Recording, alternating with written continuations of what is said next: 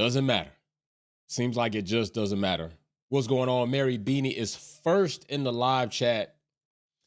Mary Beanie first in the live chat. Big shout out to you. Good afternoon, Jay. Because of the Honda connection, I see you. I hear you. I feel you. Zitro, what's popping? Merry Christmas to you. So when this news popped, the Perez news, the Lawson news, I was on the road. I'm just now 20 hours off the road, and I said, we're going to talk about it because my perspective and opinion on this may not be of some of the talking heads that can be a bit yes manish. And then again, maybe some of them might agree. I don't know. You listen to them sometimes, you tell me. But what I can say is this.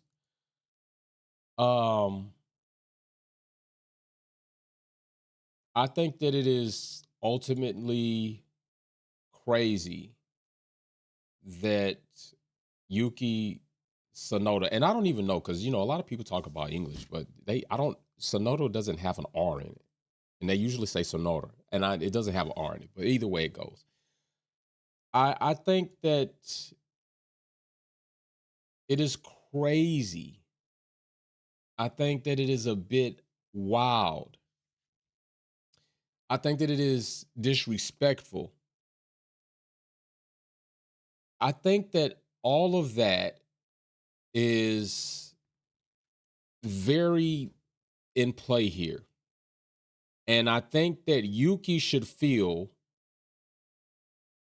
very disrespected. I really do. I think he should feel very disrespected. And he should move on from Red Bull, just as Honda is. And a lot of people, just as Mary Beanie has said she's felt, and I'm going to put a goal in the super chat. Live Q and A on YouTube for if we reach this goal during this live stream.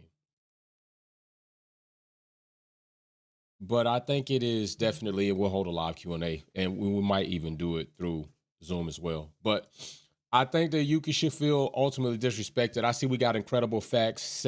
Dodge Man is the third person on the podium for the live stream, and it is crazy to me. So what I'm going to say is we're going to talk a bit about Perez first. Perez is leaving. Perez is going to get a good amount of money for sitting on the sidelines because he does have a contract. I don't think this is something that they can completely rip up without some type of stipulations. I'm pretty sure, depending on how this relationship is ending, Perez has either just compensation coming his way, a percentage off or so, for his services that were supposed to be employed upon the 2025 season. And I'm pretty sure a certain amount of that, depending on how these things worked out, Perez said, no, I'm out of here, or a certain amount of dollars was already handed over. I'm pretty sure contractually there's going to be some money issued either Red Bull or Perez, and I think more likely Perez. So it is likely that Perez will be paid for not racing in 2025, which is okay for Perez. Maybe Perez needs a break. Maybe Perez does need a break. Maybe Perez needs to be in this situation to where he can go home, go sit and relax, not have to worry about anything right now, spend time with his family, maybe come back with another team in 2026, and we'll talk about that. But also remember what I said, like certain eras are starting to phase out. We got a new era coming in. We had drivers like Nico, K-Mag, several of these drivers that I think we could all kind of say a bit unsuccessful in the grand scheme of things. Some never having a race win, some never having a podium, but consistently getting a call to fill in the shoes or seat of a team where they needed somebody who at least had an abundant amount of experience, maybe not so much of a risk to their cost cap, and would give them a solid baseline of performance for their time of that stint. And I think those drivers are phasing out, but you have drivers like Valtteri. Valtteri's now back at Mercedes as a reserve driver role. Why is he there? I think we all very well know why Valtteri is at Mercedes, and we could talk about that as well. But Valtteri falls into that caliber of driver that I was talking about, and it's fortunate for him there, yes. Will he ever get the call to come up and fill 1 or 2 seats at Mercedes? I don't know. He's a more successful driver than other drivers that we have seen get that call many of times.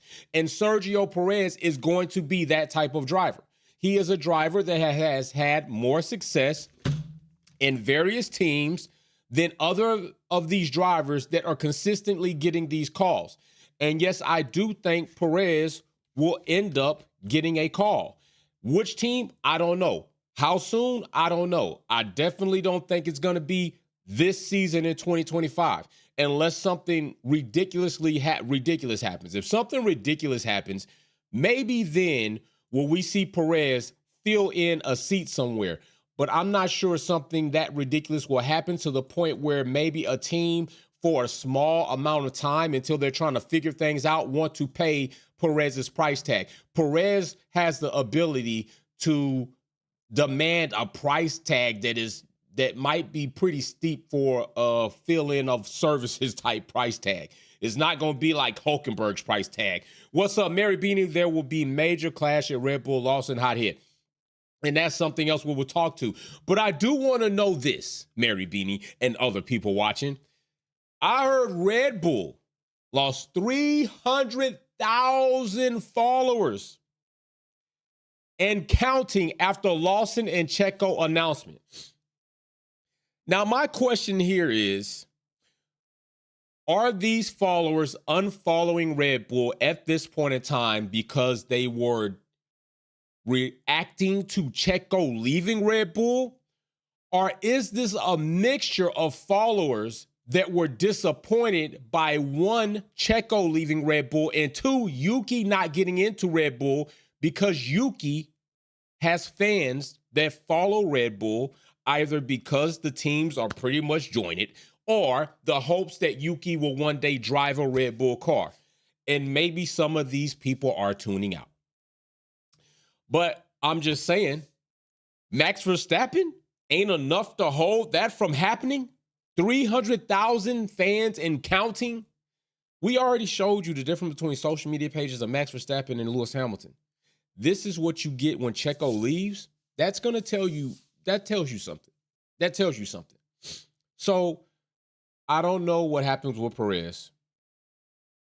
I do think he's a good enough driver to come back. And you also have to know, just keep this in mind because we're going to have another video. You often also have to remember, Perez, I was at COTA. You know, remember, I was holding interviews of people that were there, fanfare interviews there. And there were a large number of Checo supporters in Texas at COTA wearing Red Bull gear. So I have no doubt that Red Bull's revenue as far as their merchandise will also take an impact. But Perez might, even in that sense, let's also not forget Perez's ability to bring in sponsorship dollars. He got a big bag, all right? He's got a big bag. Perez might be okay, all right? Perez might be okay. But now let's get into this Lawson situation. And let's get into Yuki first. Yuki gets passed over. Yuki has ultimately, in my opinion, been disrespected. Ultimately, in my opinion, I think Yuki has to move on. A lot of people feel Honda, Yuki's going to go. This is also how I feel about this. Yuki Sonoda is and has proven himself time and time and time again. I'm not saying that there's nothing for Yuki to work on. There is something for all drivers to work on. How big or small, it just depends on the driver. There are even great drivers that still have to work on things. Yuki Sonoda has been branded like the scarlet letter A by, I think, several people at Red Bull. I think that Yuki has been unfairly judged and treated. I think that Yuki has been prematurely casted out in such a way, because essentially that's what this kind of does. And it does put a stain on Yuki, regardless if it's a stain by his own admission or his doing. Red Bull have put into the mind of other team owners and maybe even fans to say, where they could possibly say, well, what's really wrong with Yuki? And it's fair if you want to do that. Anthony Carrier says, I live in El Paso, Texas. This was Red Bull country because of Perez. That's Anthony Carrier. That's what I'm saying, brother. We've reached 1 out of 10 of our targets right there. 1 out of 10 of our targets. Big shout out. And that is fair, brother. That is exactly right. And it is big time Perez support in Texas. T-High, as it's called. But can we just look at some things about Yuki before I go on? Let's just check out some things, because I think somebody had said before that numbers matter, and numbers do matter, but numbers don't always tell the tale of the tape accurately.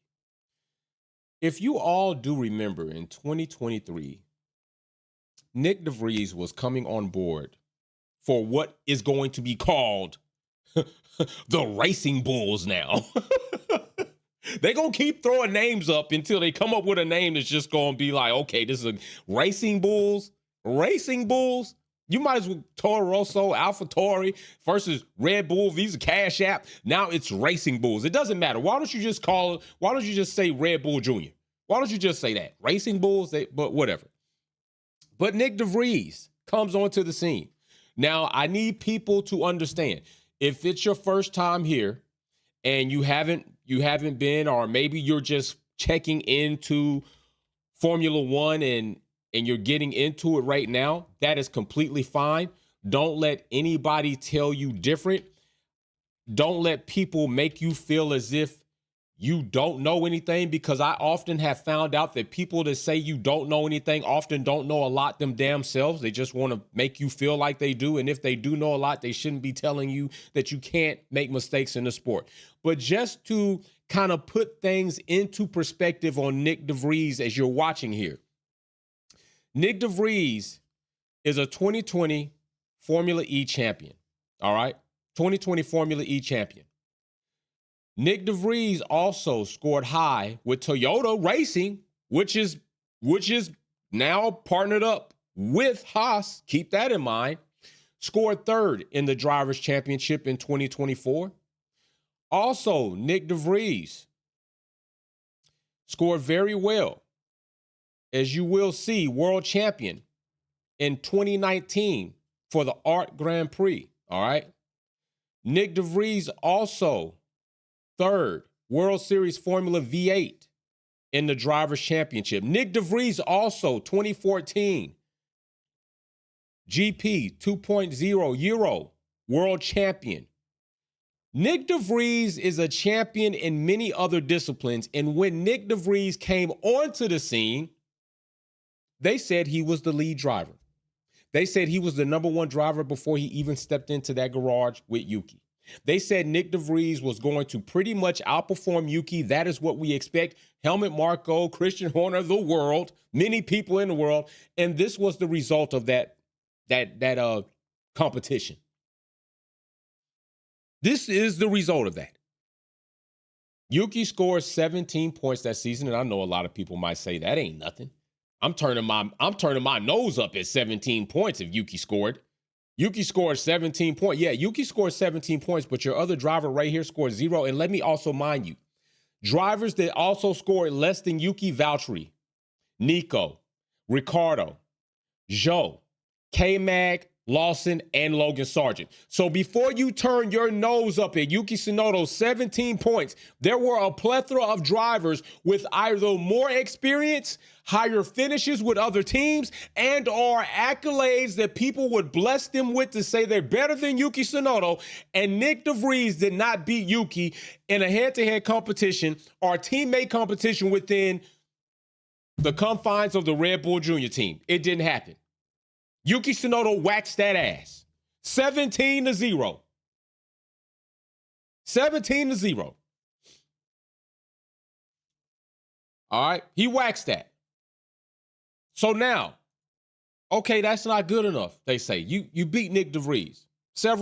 A world driving champion in several other disciplines, working his way up to this seat. A fantastic drive.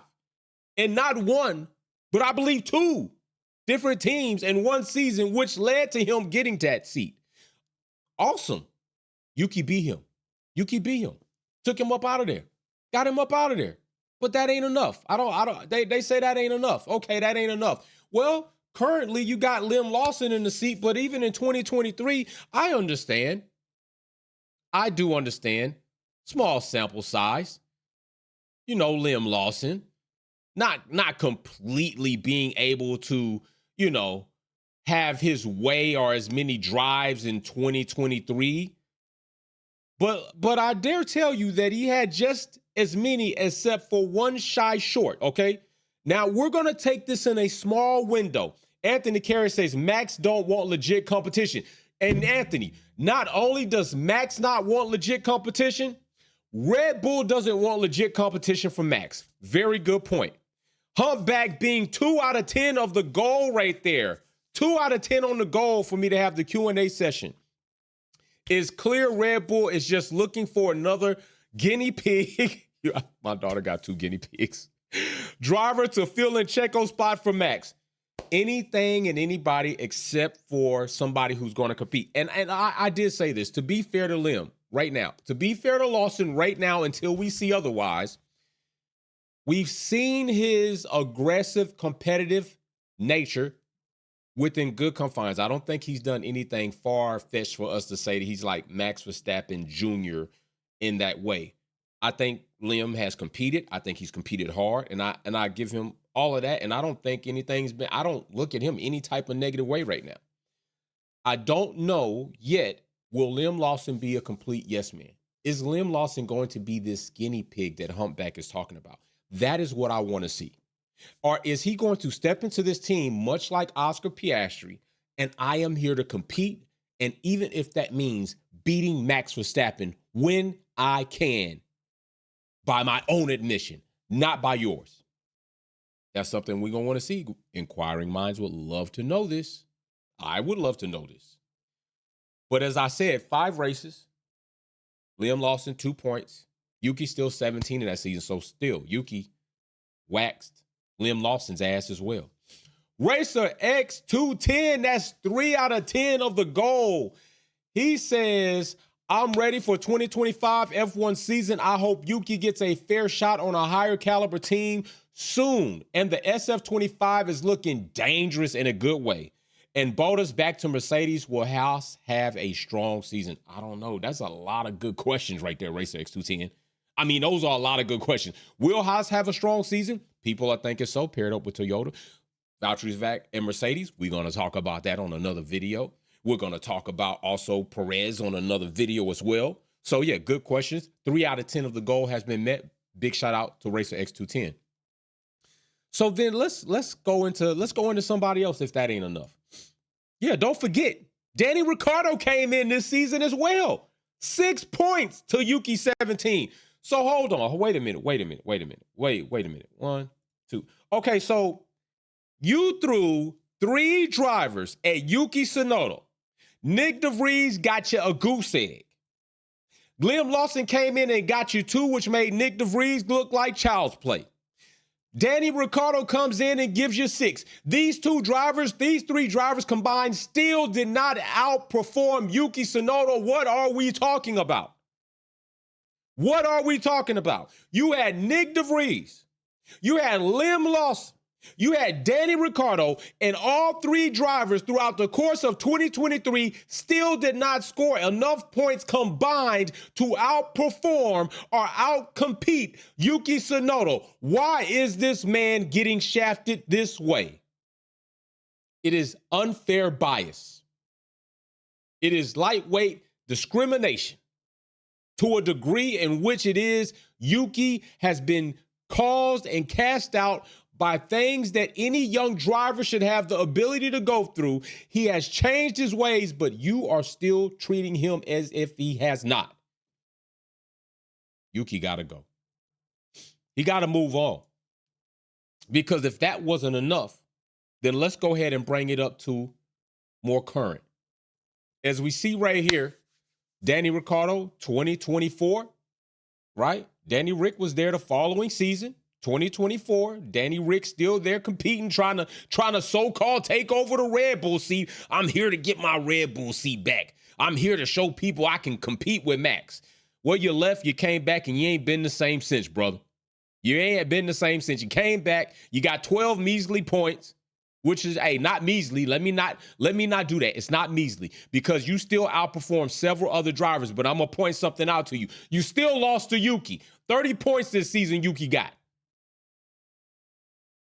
Here's Danny Ricciardo, special driver, Red Bull driver at one point in time we thought was going to rival Max and show Max what's up. Matter of fact, we seen Danny Rick do it. And then Danny Rick just kind of lost his way. Tuck tail ran. Went to one home, knocked on the door, went in, ate food, came out, said, you know what? I'm going to go out here, water your grass, cut it, do all the good stuff. And then you came outside, water just running in the driveway, lawnmower just going down the street. Where's Danny Rick? Danny Rick went to another team. Danny Rick left, went to another team, didn't do damn near diddly squat. Told him, you know what? I'm going to come in here. I'm going to compete. I'm with McLaren now. Guy showed up. Where he go now? Oh, now he coming back. I'm finna claim up the Red Bull seat. Well, this is what Danny Rick did. Mary Beanie J, the total is now 6. No, Mary Beanie, the total is not 6. The total shows you at the top. It's 3 out of 10. There's certain goals that got to be met. It shows you at the top. It's 3 out of 10. 3 out of 10 of the super chats that meet the goal. But thank you very much. And yes, if you see Danny Rick, 12 out of 12, 30. All right. Yuki 30 points, Danny Rick 12. Well, damn. Danny Rick get waxed again. He had a very good amount of the season, too. Let's not trip. Now, I want you to understand something. Danny Rick outperforms drivers like Ollie Berman, Colapinto, Joe, Liam Lawson, Valtteri, Logan Sargent, Dak Doan. I mean, I'm not saying he didn't do nothing. I'm just saying that it's Danny Rick. Shouldn't he be higher than Yuki? Because he didn't outperform Yuki. So, again, here we go. Another season doesn't outperform Yuki. Here we go again. Yuki still showing that he deserves to have an opportunity in a better car, better team setting, so that he can be a better driver himself. Because if he's doing this, this is his resume. This is what you've done. He can only do with what you throw him. You threw him 3 drivers in 2023, he outperformed them. You're throwing him another seasoned vet driver that is supposed to be able, according to Christian Horner, unlearning his bad habits so that he can be the honey badger that he was. And Yuki beats him. Yuki beats him. So then what do? Okay, we're going to throw Liam Lawson in again. Now, mind you, 6 Grand Prix, right? Remember what I said. If Liam Lawson comes in with less time than Yuki and outperforms Yuki, then we are talking about something. Yuki, in that time, and I even break it down, just in 6 races, because I'm not going to take the 30 to the 4, because I still could, because that's fair, 34. But what is even more fair is the fact that we take Liam Lawson came in, had 6 races to prove, am I better than Yuki? Well, he's not. In those 6 races, Yuki still outperformed Liam Lawson. Big shout out to Z83. We love my Wolfpack fam. Big shout out to you too, brother. Liam Lawson. Oscar, big shout out to you. First time super chat. What's popping? Liam Lawson outscores him still. In those 6 races, Yuki collects 8 points. Big shout out Racer X210. Now 4 out of 10 of the targets have been hit. Racer X210 says after Hamilton retires from Ferrari, who do you have taking the seat? Behrman, Antonelli, or possible return from Sainz? Ooh, brother, man. Bro, you would ask that right now. Okay, I'm just going to throw this out here. I think it's conditional. If Antonelli and Behrman both perform well, contracts don't get extended or re-signed by the teams that they're already with, which Behrman, I don't believe he's got to move up. Antonelli's with a high-power team or a higher caliber team because Mercedes ain't really high power right now for the last 3 seasons. He's with a higher caliber team. He may not need to move anywhere, especially if things are starting to look up. So Antonelli might be sitting at Mercedes, but if Antonelli and Behrman do not perform well, then I do believe when Ferrari are on the exit of Lewis Hamilton, I don't know how long that is because we got to keep that in mind too. We don't know where Sainz might be at that point in time. We also not sure about how these teams are going to kind of mold over time. We're just going to put it on the presumption that Ferrari will be doing well and Sainz will be out of his contract. Ali Behrman and Antonelli not performing so well. I do see Sainz making his way back to Ferrari if that is the case. All right, I do see that. You know, and if something crazy were to happen, like McLaren mishandle Oscar Piastri and Ferrari is still running strong, because we know Oscar will leave you hanging if you do him wrong. He will not even leave you hanging. He will make you pay the price for trying to mishandle him in a contractual agreement. He will make you pay the price. And if McLaren don't handle their business and Ferrari are running strong, Ali and Antonelli are not performing strong, Sainz is at his age that he is, with Oscar available and on contract, I could see Ferrari saying, you know what? Maybe not being all Italian is not a bad thing. Maybe we need more nationality diversity in here because we got Lewis Hamilton in, and look what happened if it's good. Let's go ahead, grab Oscar Piastri, put him in the seat, and let's run it up. I could see that. I could see maybe something crazy like that happening. Good super chat, too. That was pretty fire.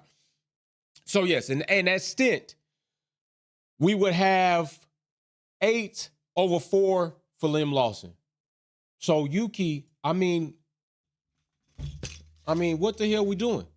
What the hell we doing? Okay, you know what? Throw Nyck Vries at him. He beat him. Okay, check.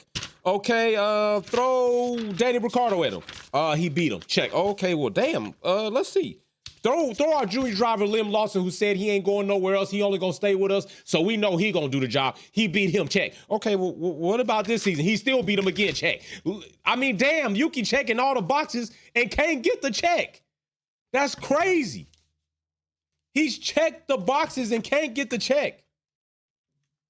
And I'm not in this notion to say that, oh, there's all this other bad things that y'all don't know about Yuki. If things like that start coming out by way of the team in some type of Spygate way, I'm going to think they are not only doing their own self a disjustice, but they're doing the Formula One paddock edition. Don't put out misinformation, bad information about a driver so that you could try to make your decision look more valid.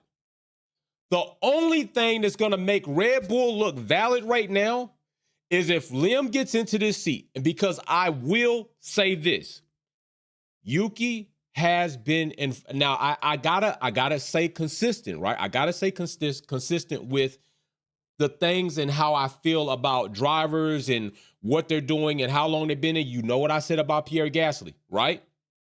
All right, we got 4 minutes and 20 seconds to reach that goal. 4 minutes and 20 seconds. If we don't reach the goal, you know, it's all good. We'll have another goal we can have up there. But we already know Gasly, you know, I've said his ceiling is here. He's been in here a long time. Ain't did too much. And we haven't seen a lot from Gasly. Now, aside from this kind of situation we saw, an Alpine might be an aberration, might not be real. We need to see next season going into that. Okay, we'll see what happens.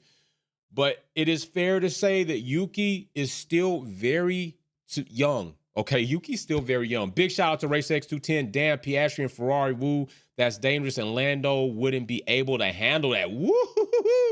All right, I don't know. You wouldn't be able to handle it. Appreciate you, that. You ain't lying about that. It might be some issue. At least we got halfway. Appreciate you. Might be. You never know, man. You never know. You never know what could happen. It could get even more crazy. But back to what I was saying about Yuki, that would be stupid crazy, though. Back what I was saying about Yuki. Yuki's still young, right? Yuki's still young. He's not an old man by any means. Yuki's not an old man by any means. He's got 4 seasons in. 4 seasons. Oscar! Big shout out to Oscar. That'll be 6 out of 10 of the goal. 5th super chat on the live stream. What a surprise. The not racist helmet choose the white boy. I guess he doesn't want a driver getting drunk. Oh my gosh, bro is on fire with that super chat. I gotta read that on screen. What a surprise. The not racist helmet choose the white boy. I guess he doesn't want a driver getting drunk on a sake. Ah, shit. Hey, you know what? Helmet Marco, definitely that. Definitely that. That's a funny super chat, bro. That's a funny super chat. So like I said, 4 seasons in, Yuki's not old. Okay, he's not old at all. So if that's the case, Yuki's got 4 seasons in.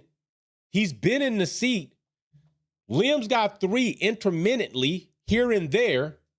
How much of the ceiling is undiscovered on Liam Lawson? Some. But it can't be completely it can't be completely out of this world that it's not somewhat comparable to how much of the ceiling has not been discovered on Yuki in a good car. What is going on right here? So the only thing here that's going to make Red Bull look like you knew what you were talking about is if Lawson gets into this car. You know what I'm saying, Mary Beanie? That sake. If Lawson gets into this car and he performs in such a way that Red Bull get put back into the constructor championship air, the air. Okay? Because this season, we already know. We know what took place. We know what happened. Perez underperformed. Let's just say that Perez underperformed. Keep it a buck. He underperformed. Red Bull, 3rd in the championship. This whole notion that Red Bull had a slow-ass car is not true. Don't believe it. People are trying to sell you crap. They're 3rd in the championship because Perez failed to put his contribution of points toward the team. And very well, we had said this before. Perez was probably going to, we said we would not be surprised if after the chain of events that transpired in 2022 and 2023, that Perez might start kind of falling back from the team, that Perez might start maybe rebelling in his own way. And maybe it wasn't so much of a rebellion more than it was, I fell out of love with this team and all the stuff that I've taken from this team just to be in the fastest car, the most dominant car, and to have a ceiling placed over my head of no higher than 2nd place is not worth it to me anymore. I don't want to be around individuals who are going to call me something that I am not. I do not want to be around individuals who are going to put rumors on me that I'm drunk out here on a Formula One circuit with other high caliber drivers and machinery that could end all of our lives. I don't want to be around people that don't even know what country I'm from. I don't want to be around people that are going to tell me that I'm only trying to sabotage Max when he's clearly been over the radio that he's not even going to help or be a teammate to me. Many of us, not all, many of us said that we wouldn't be surprised if this happened. So now that Perez is gone and you've chosen to basically take an ass crap on Yuki, and I actually do hope Lawson performs well because I have enjoyed watching Liam Lawson drive. I really have. I'm not mad at him having an opportunity in his life that he's worked for very fast, but in comparison to 2 people sitting in a room interviewing for a position, and I'm looking at resumes, and this resume says that this driver has outperformed 3 drivers in 1 season, came back and outperformed a very seasoned driver and a driver that we are saying we have high regard for in another season, and these 2 drivers with these 2 resumes are sitting in front of me. How in the hell do I pick this other guy except for the fact of privilege? I just feel like there's an essence of privilege in here.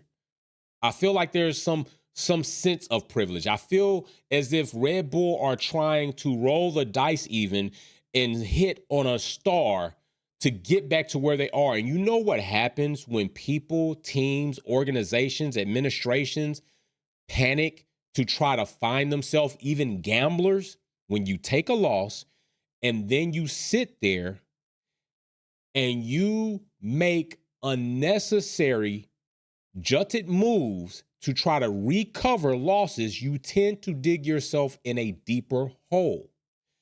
And I do think that it is possible that Red Bull may have done just that. But Liam Lawson should have his opportunity now that it's been afforded to him. He's going to have it. He will have the floor to prove, one, what kind of teammate are you going to be within the Red Bull confines? Are you going to be the yes man, or are you going to be the I'm here to compete for myself man? Two, how are you going to handle driving next to Max Verstappen, a driver who you have heard many times over radio, maybe even within the team confines of meetings, pretty much say, I don't support the second driver. I'm not supporting Perez. Shitting on him on track. This is what it is. This is who I am, and I don't care how you feel about it. And take this kind of Alonso to Lewis Hamilton and McLaren approach. How does he deal with that? Three, how will you deal with adversity? How will you deal with a situation, if it does arise, and it is there, that Perez dealt with in a team? We are not going to develop in your direction. We're going to develop in his direction, and hopefully you can adjust. And if you can't, oh well. There are some things that we're going to see if Liam Lawson is going to have to deal with. But outside of those things, let me talk about what he can do and what I would like to see from him. I want to see a continuation of the pleasing moments that I've seen watching Liam Lawson drive. I think he's been a solid driver.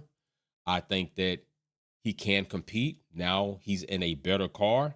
He's going to be in machinery that is better than what he was in before. And we'll see what happens. But I don't respect the choice. I don't like the choice. I don't like to say what I'm saying, because it's kind of hard to say what I'm saying and then kind of feel as if I wish it were not so for Liam Lawson, because that's totally not where I am. But Yuki deserved the opportunity. And in my opinion, seeing it taken or seeing it not being awarded to him, because if you win something, you are supposed to be awarded. You're supposed to be awarded when you win something. Yuki won us over by changing his ways. Yuki won over many people by getting in the gym. Yuki went over many people by doing better on track. He can still have his moments where he's emotional. What is wrong with that? Nothing is wrong with that. But for some reason, he can do all of that. He can compete and beat every driver that you put next to him. And every driver that you put next to him, you spoke highly about, more so than Yuki. And even a disrespectful tone and way. It was like immediately when these drivers came in, they're better than you. No, they're not. And I'm going to show you. And he did. When those drivers weren't scoring, Yuki was bringing home the groceries. And you divorced him and locked him out. So, no, I don't respect it. Big shout out to Paul. My brother says, what's up, fam? Checking in from work. Says, Red Bull dirty. Hope everyone has a great day. Safe holiday with the family. Smash the like, y'all. Big shout out. And, yeah, we did not reach our goal, but it's all good. 6 out of 10. I appreciate y'all much. We'll do another goal on another live stream. See how it goes. Big Paul always checking in. Big shout out to you, brother. Merry Christmas is Mary Beanie is putting it up in the chat. So we'll see what happens. But, yo, we got a lot of things to talk about, a lot of things that happen. Big shout out to all of y'all. Peace and love. I'm going to be going all through the season. There will be a time where I will be missing, but it's all good. Mechanic Mercedes says, lost respect for Checo when he didn't defend himself against Marco. Facts. Horner didn't like Yuki because Honda abandoned him. Facts. And you know what? I think Honda was tired of their crap anyway. Because don't forget, when that Yuri Vip situation happened, Honda came out with their own statement that talked about how disgusted they was about that. So I'm not mad at Honda for leaving, but Honda leaving and Yuki still being there, Yuki still did his work in the team. So why is he not being awarded ISO? So this is Red Bull. I'm not surprised, but shout out to Liam Lawson. Let's see what you do with it. Let's see what happens. Yes, man, or go, man. Yuki, you got to go, bro. You got to go. All right, big shout out to y'all. We'll pack out. Peace.